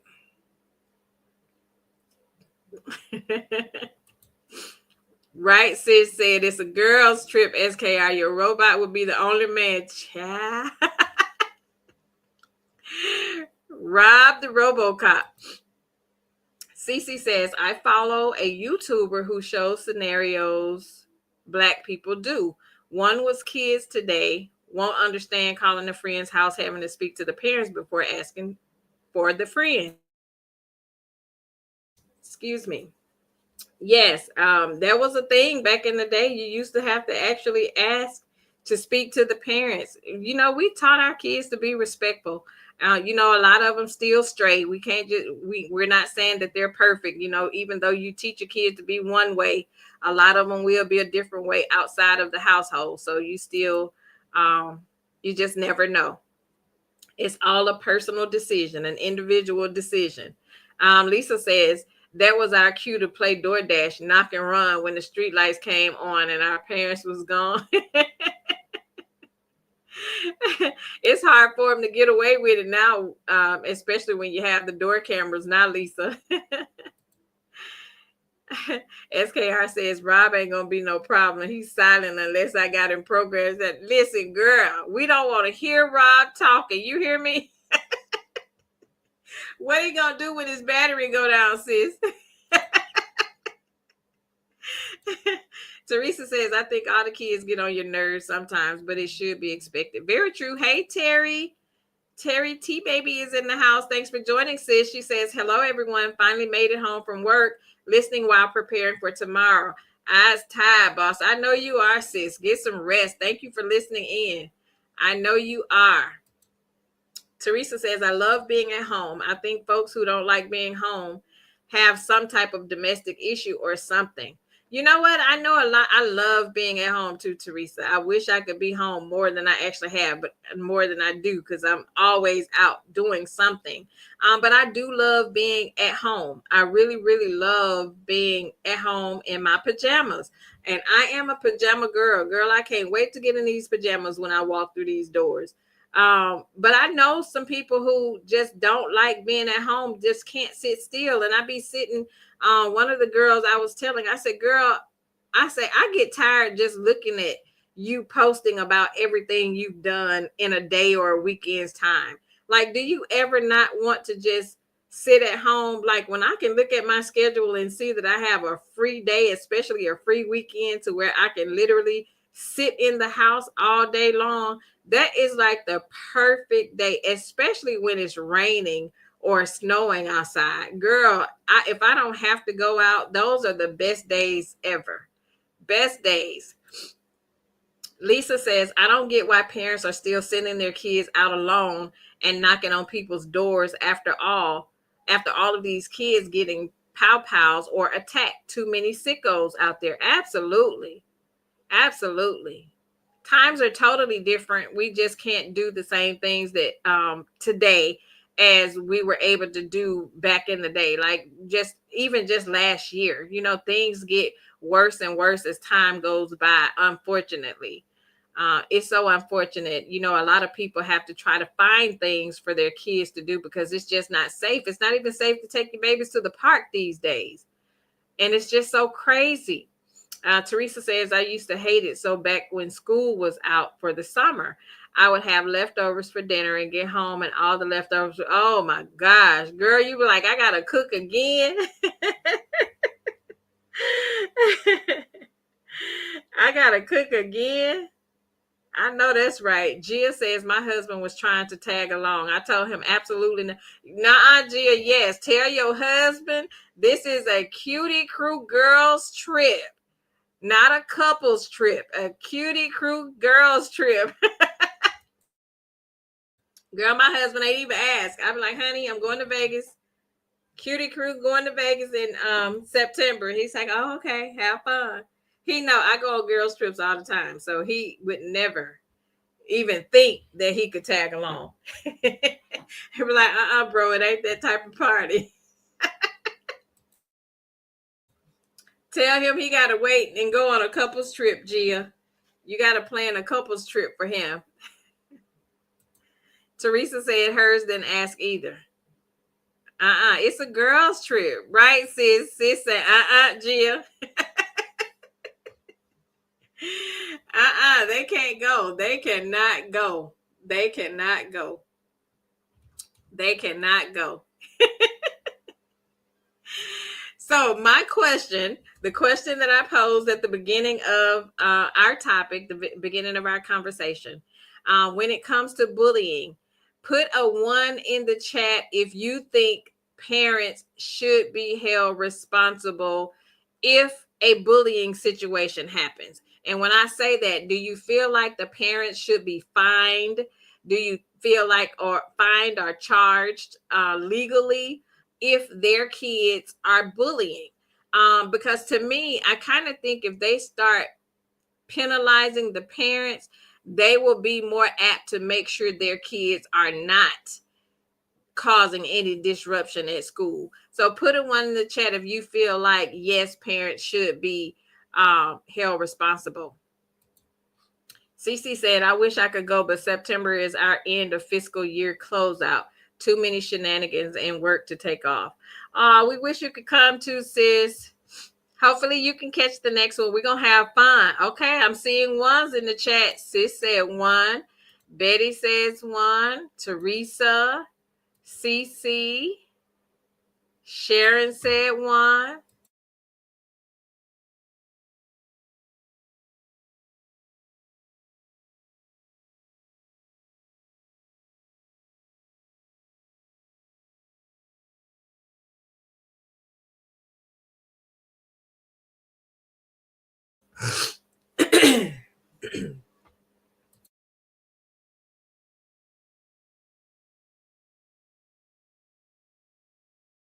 LaDawn says 1. Okay, I agree. We seem to all be on the same page. I totally agree. That I believe that if they knew that there were legal repercussions behind their kids being disruptive at school and bullying at school, I am blessed because Pam says 1. I feel like they would be more apt to, get in the business and pay more attention to what your kid is doing and pay more attention to what the kid has going on. And because then it would be some repercussions behind it, like hold the parent. And I say the same thing, especially like in my city, we have kids they call the Kia boys. They be out stealing vehicles and stuff. I feel like they need to start holding these parents accountable, because why is it that you have a 15-year-old out here in the street stealing cars? How do you not know where your kid is? How is it that you have a whole 15-year-old that's out at 2 or 3 o'clock in the morning and you don't know that your kid is out here stealing cars. And I feel like if they start finding these parents more, it would be they would make sure that they're paying more attention to where their kids are at, paying attention to what their kids are doing, and we could kind of mitigate some of this, not all, but we can at least, it could be a start to trying to come to try to mitigate some of this stuff that's going on with where these kids are involved. Teresa says our kids have curfews and we do get fined. There used to be curfews. I knew back when C-19 was going on, our city had issued a curfew. It lasted a little while, but people still was sneaking out. They still snuck out. But I feel like curfew should definitely be a thing. I just never understood how you didn't know. Like, I knew where my kids was at. I was the parent that say, you better turn this phone on. You better not send me the voicemail. When I call this phone, you better answer so that I can know where you are at all times.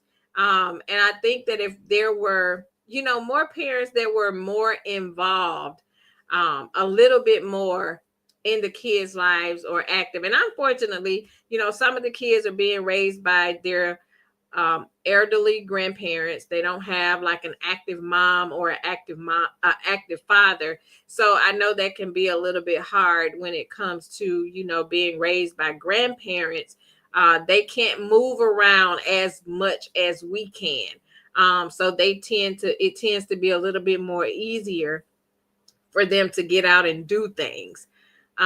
Which is unfortunate. Lenon says discipline at home and have consequences and stick to them. Absolutely. Totally agree. Lenon says they had one in Boston, but don't follow through. Same as here. They didn't follow through here. So I think just like with anything, if you hit a person where it hurts, which is in their pocket, I think you'll see some change. Hit them in the pockets. Teresa says we have always had one based on the ages. Up to 15 had to be off the street by 8, 16 by 10, and 18 to 19 by midnight. If they were caught, they would take them to the Popo station and call us, as they should. It used to be similar here as well, but I think it just started to be so much crime in other areas that needed more attention than them actually monitoring curfew, to where it kind of just fell by the wayside because of all the other high crimes that was happening in the areas. So I think that has a lot to do with them not really being able to monitor it like they used to. LaDon says they don't even have chewing officers anymore.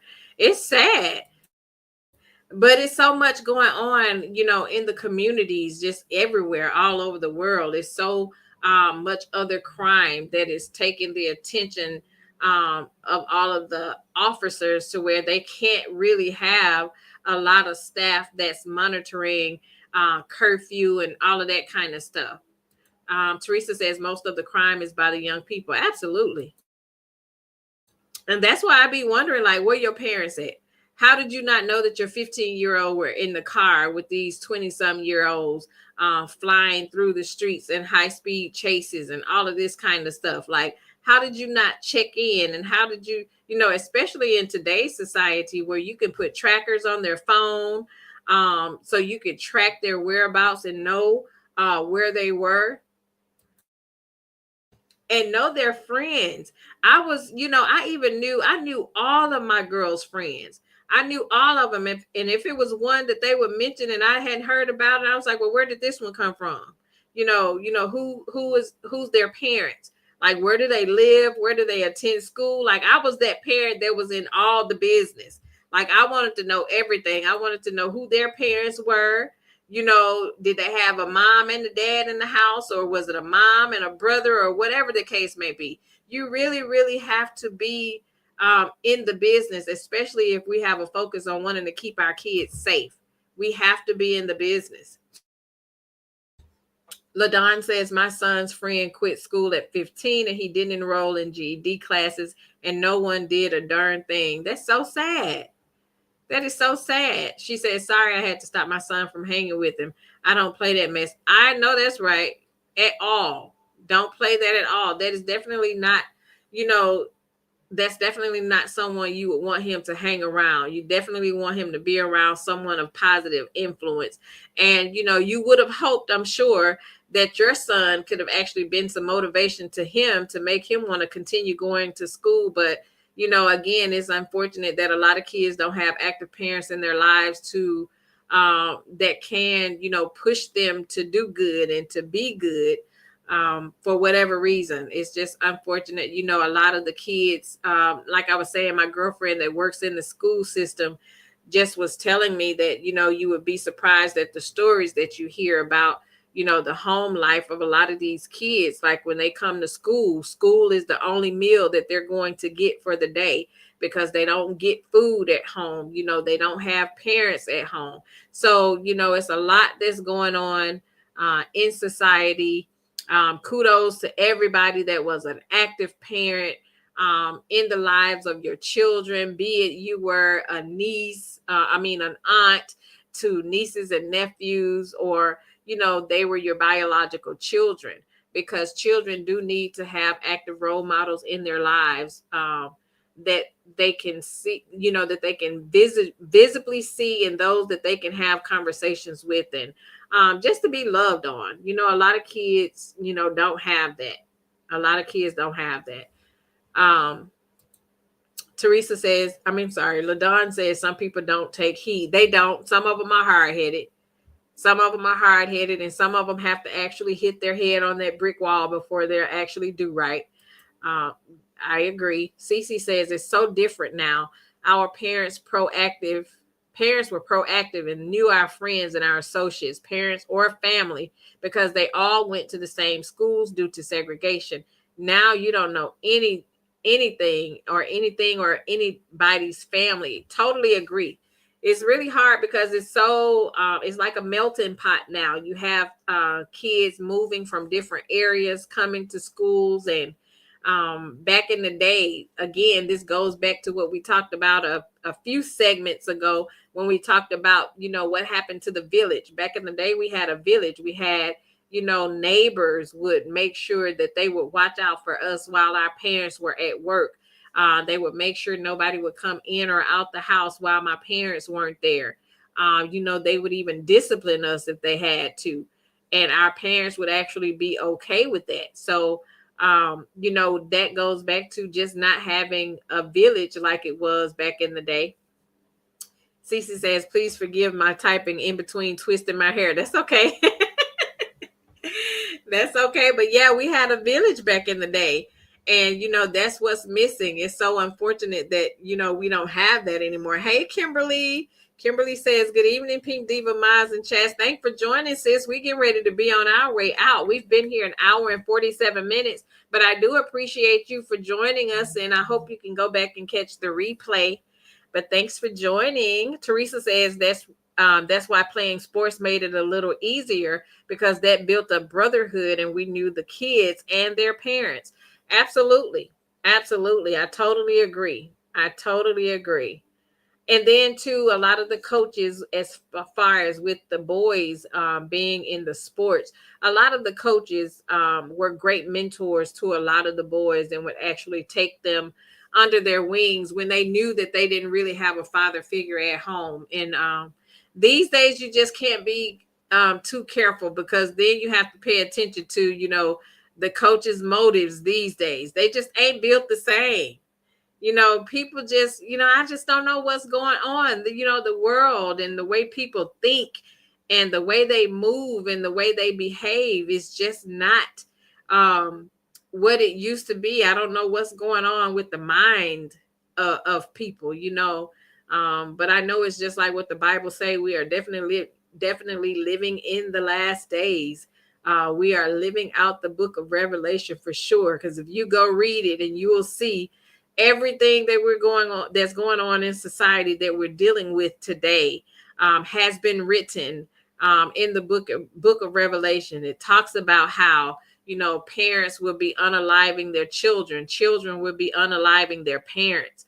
just all of that is talk about how the devil will be taking over. And just look, it's here. We are definitely living in the last days. That's why it's so important to make sure that, you love on your kids, love on each other, especially when you have those that are in school. Pray over your kids. And you know what? We was talking about this in church on Sunday, when the pastor was talking about things started to go wrong in school when they started to take God out of schools. I remember when we were in school, we actually had morning prayer before our school day. When we were in our homeroom class, as they call it, we actually had prayer before we started singing the was it the what was the name of that song we used to sing? But we used to have prayer every morning, and one of the seniors would actually lead the prayer. It would be a different senior that would get on the intercom and lead the morning prayer every morning. And and I think that's what happened when they started to take prayer and God out of the schools. Everything just started to go downhill. So make sure you are praying over your kids, because we just never know when they may walk out of the house and we may not see them come back home from school. And I know that's a parent's worst nightmare to hear about, all of these school shootings and everything that's going on at these schools that's happening.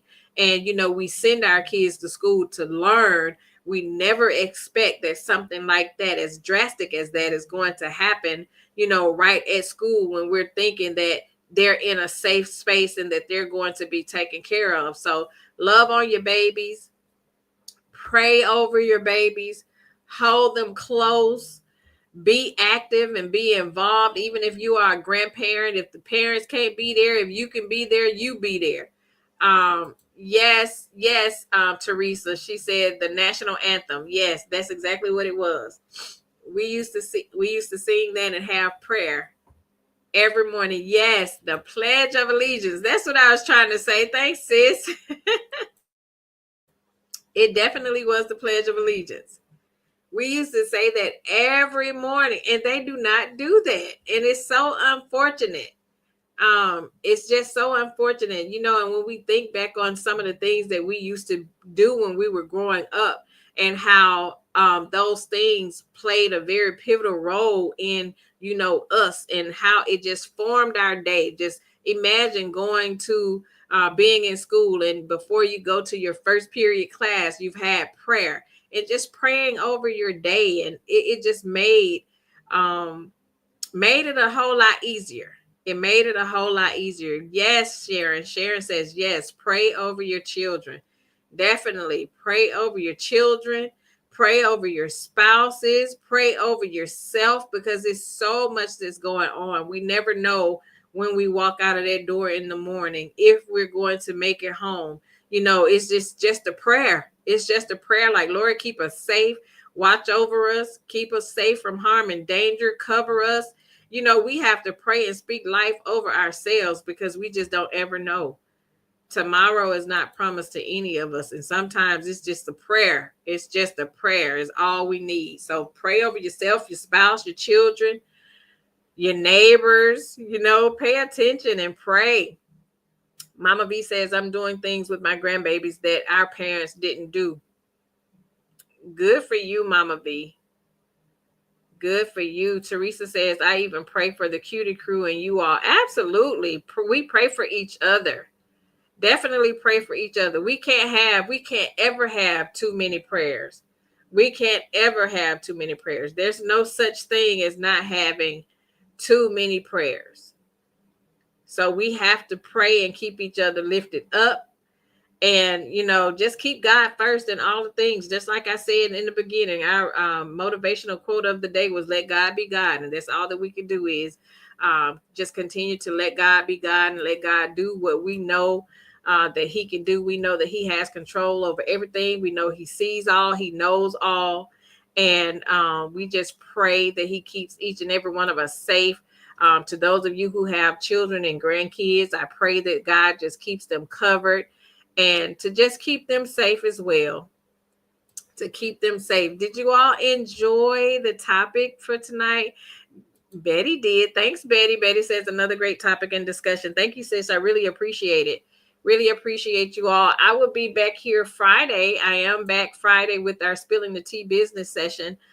this coming Friday morning at 10 o'clock a.m.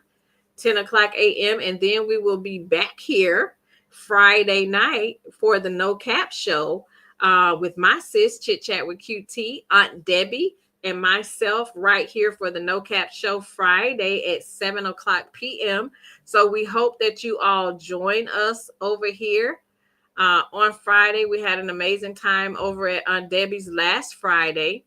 We had a good time. So we have fun. So if you haven't joined us for one of our No Cap shows, please make sure you join us. We be having an amazing time.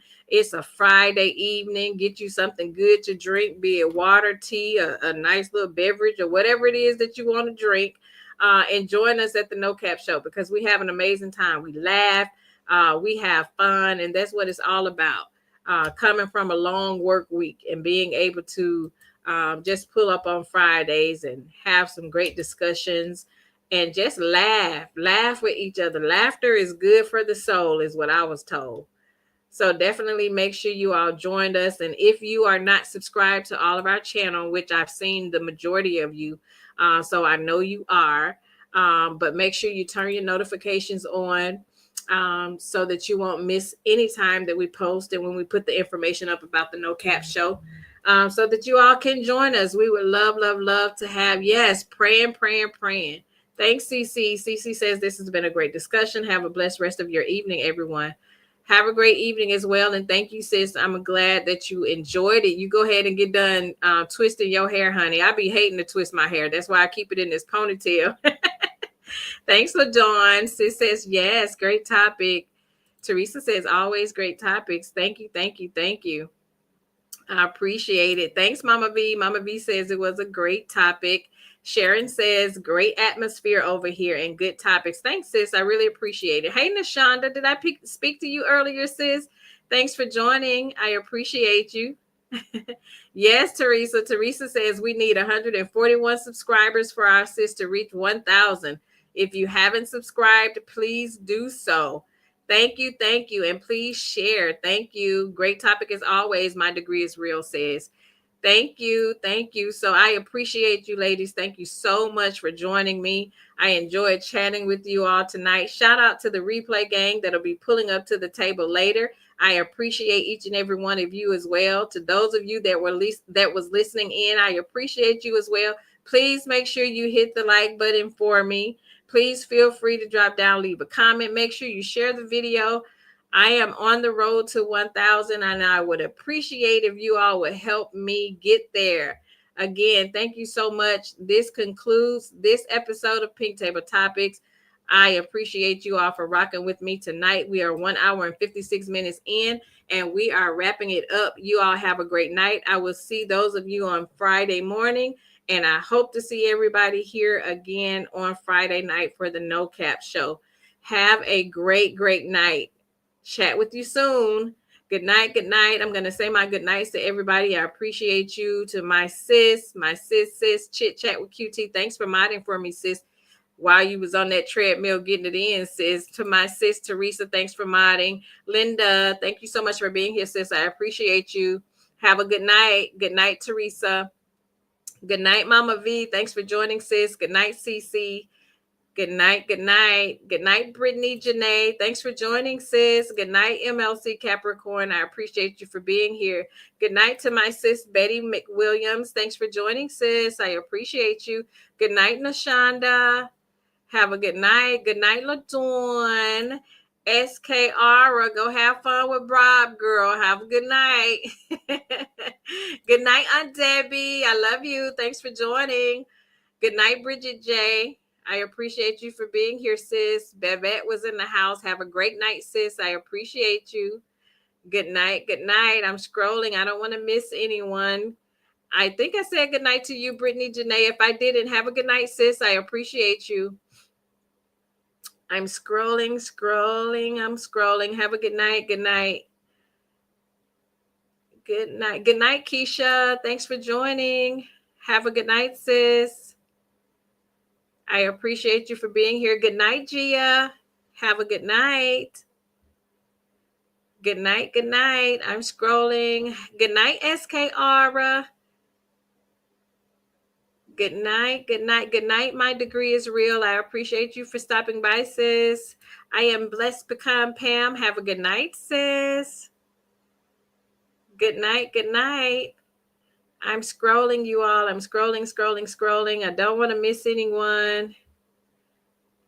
I'm scrolling. Have a good night. Good night, everyone. Enjoy the rest of your evening, and I will chat with you soon. Good night.